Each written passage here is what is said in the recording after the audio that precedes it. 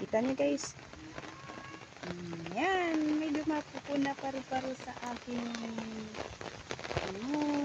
ako po'y nakapayong dahil umuulan po at kanina ko pa siya napapansin itong paru-paro na paikot-ikot dito sa akin at habang ako'y naglalakad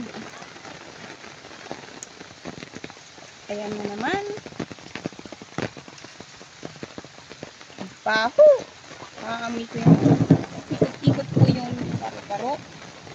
Ayan siya guys, ayan sama-sama sa akin. Kanina ko pa ito napapansin at ako'y uwi na,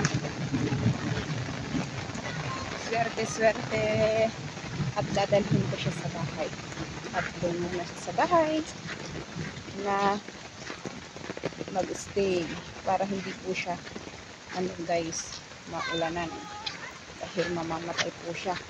So, kailangan ko siyang i-save guys at doon muna sa bahay.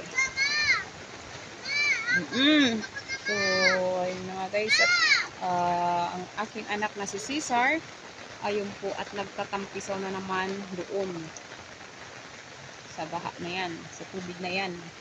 At ang paru-paro na kanina pa po ay sumusunod sa akin. Kanina ko pa siya actually nakita nang naglalakad kami.